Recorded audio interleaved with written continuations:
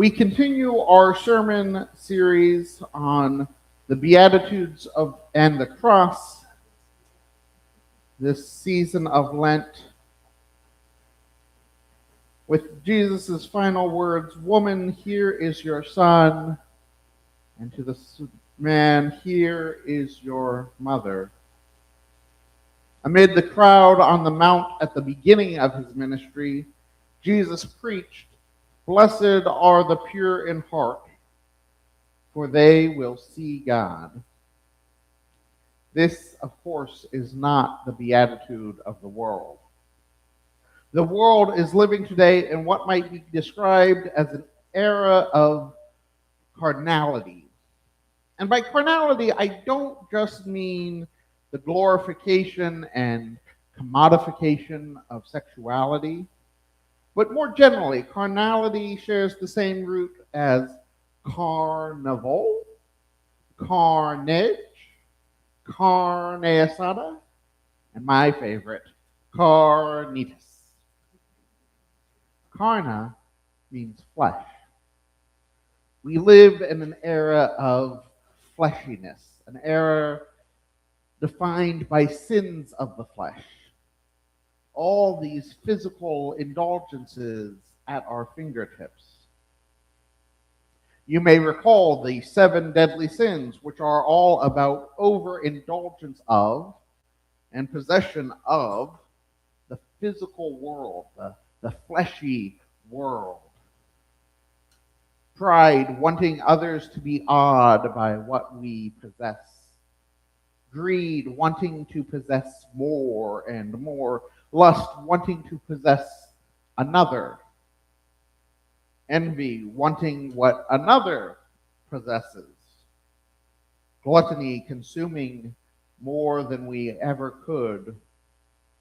Wrath, a rage, a hatred even that can inspire violence against those who possess what we do not. Sloth, the laziness that creeps on those who possess so much that they do not need to work to earn their daily bread. We have turned what once were vices into virtues in the beatitude of the world. You only have to turn on the television to see all 7 of these traits held up as shining examples of what it means to live the American life instead of rebuked and scorned. Against the glorification of sex and violence, the culture of fleshy consumption, the culture that hates restraint, where moderation and compromise are despised as being weak. In an age defined by egocentrism and narcissism, thinking only of oneself, which is so characteristic of lives in the flesh, Jesus blesses those who are pure in heart. A pure heart is one that has been nurtured in the self-giving love like that of Christ. Like so much of Christ's ministry, he turns everything upside down, transforming the selfish into the selfless. As we give ourselves to and for others, we become less egocentric and more pure of heart. Purity of heart is surrender and thoughtfulness of others. It is sacrifice and selflessness. Jesus demonstrates sacrifice, knowing that his time is up, saying to his mother, "Here is your son."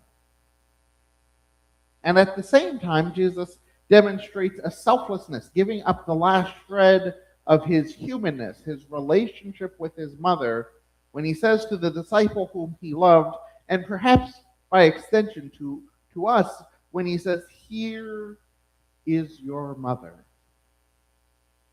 We usually focus on Mary during Advent. She is, after all, the one who has traveled miles while 9 months pregnant. She's often overshadowed in the Holy Week story, but she is present through all of it, and especially in today's story. In the Eastern Orthodox tradition, she is given a special title, Theotokos. It's a really great word. Theotokos. I invite you to say it with me. Theotokos. It means God bearer, the one who carries God. She is the very first person in the world to hear the good news of Jesus.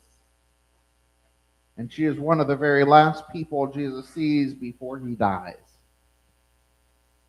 And although the veneration of the Virgin Mary has long been a staple of the Catholic tradition, there is a growing movement among Protestants, like us, to honor and celebrate Mary's role as the bearer of the Christ child, the bearer of the good news into the world.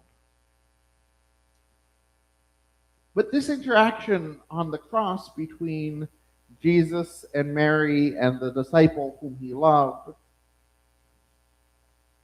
got me thinking of all the women who were part of Jesus' life and ministry who have been intentionally silenced or at the least minimized and overlooked. We hear the sisters Mary and Martha of Bethany, and we know the story of Mary of Magdala, called Magdalena, and Mary, the mother of James and Joseph, and Salome, who could be either Jesus' sister or his aunt, but unnamed women as well. The Samaritan woman at the well, all the women he healed and cast demons out of, the hemorrhagic woman who just touched the hem of his robe. If you have a hard time keeping all of the Mary straight, that's okay. The name appears 61 times in the New Testament in 53 different verses. It was the single most popular name for women amongst Palestinian Jews at the time, borne by about 20% of the women. And most of the time we have only the barest identifying information. But generally there are 6 women named Mary who have a critical role in the New Testament. I'm not going to list them all. Amid all this confusion of which Mary is present, there are a few things we do know from the text. We know that some combination of the three Marys, were the very last ones at the crucifixion. After all the disciples and followers and hanger-ons, all of those enjoying the spectacle of public execution, departed 3 women named Mary, watching Jesus until his death. And we also know that 3 women were the first to know of Jesus' resurrection, the first to go to the tomb and find it empty. The Gospel of John describes Mary Magdalene as the first apostle, the apostle to the apostles, sent to the apostles to bring them the news that the tomb was empty. All the women who were part of Jesus' life and ministry, and still to this day, women are central to the ministry of Jesus. Look around. This would be a pretty empty room if there were no women in it. Women are the backbone of the church, and not just ours. Women are more likely than men to say that religion is very important in their lives. 60% of women agree, and only 47% of men. They're more likely to pray daily, 64% of women, and 47% of men. They're more likely to attend services at least once a week, 40% versus 32%. And this is not just the Methodist Church or the Protestant Church. This trend holds true for Catholics, Jews, Buddhists, Hindus, Muslims in the United States, and around the world. 83.4% of women around the world identify with a faith group, compared with 79.9% of men, a difference of 97 million more women than men who say that faith is an essential part of their life. The Church of Jesus Christ would look very different were it not for women. In my last church in Arizona, I followed a woman clergy person named Sarah. And the Ministerial Association, when I got to Bullhead City, invited me to join them. And I said, that's great. How come my predecessor didn't let me know this was an option? Oh, we never invited her. We don't believe in women in clergy. I said, I don't think this is the group for me. If you can't welcome my female colleagues, then that's not a place that I want to be a part of. Because women are essential to the ministry of Jesus Christ. Then and now. The first preacher of the resurrection was a woman, after all. Simply put, without women, the church would not exist. From Mary the Theotokos, to the women at the cross, to the women at the tomb, to the women in the pews, women are at the core of the Jesus movement. Scholars of religion have been examining possible reasons for the gender gaps in religious commitment for some time.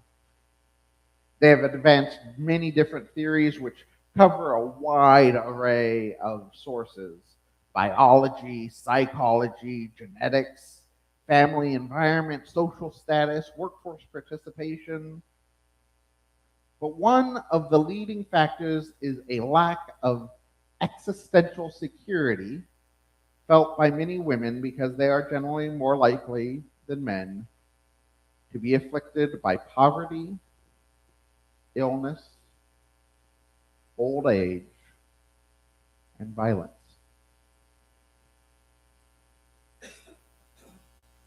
And what is Jesus' response to all of this?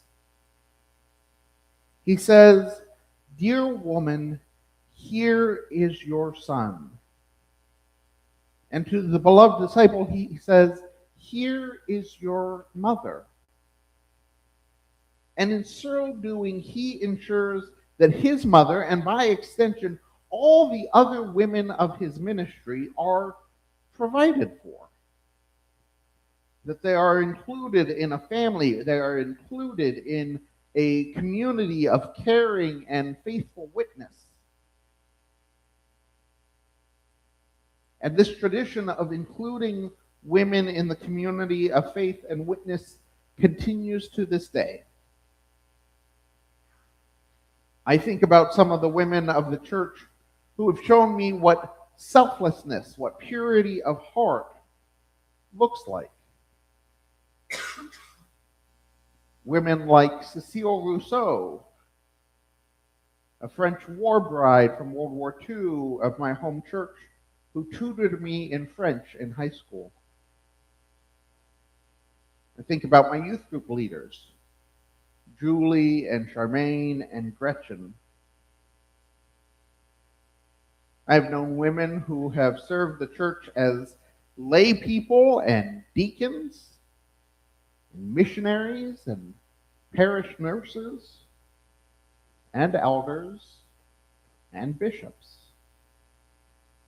And each of them, in small ways and in large ways, have continued Christ's ministry, have taught me about Christ's love and the blessedness that comes with a pure heart.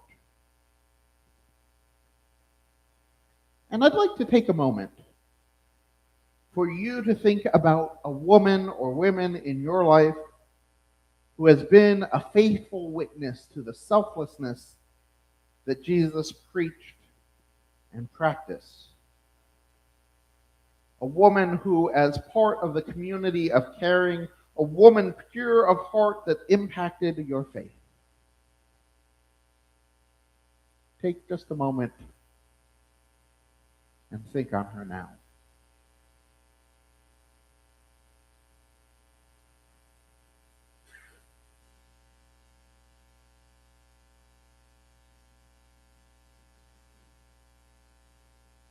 Maybe it was a mother or a grandmother. Maybe it was a sister in the faith who kept you encouraged in the difficult times, or an aunt or a clergy person, clergy woman.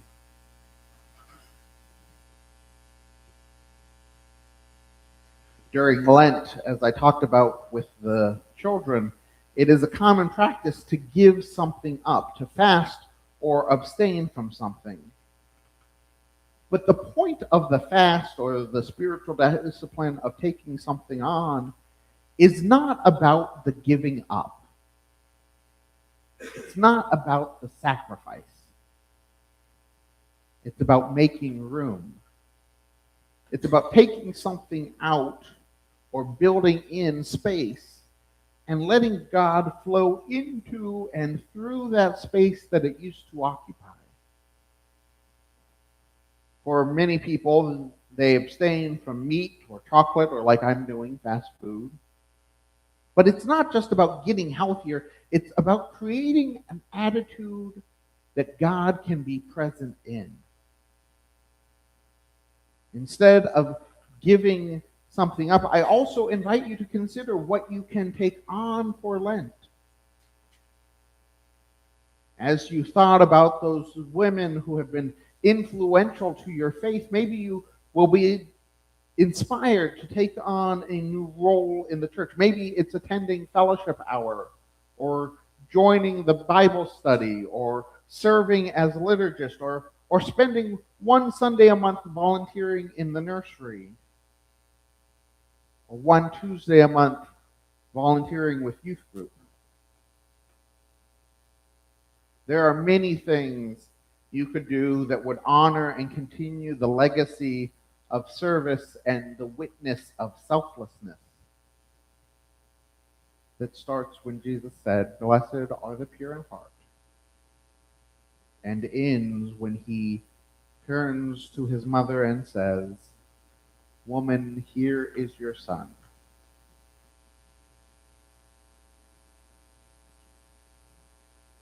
Jesus said, "Blessed are the pure of heart, for they will see God." But it is through the example that we most clearly see God's love in action. Thanks be to God. Amen. Our sermon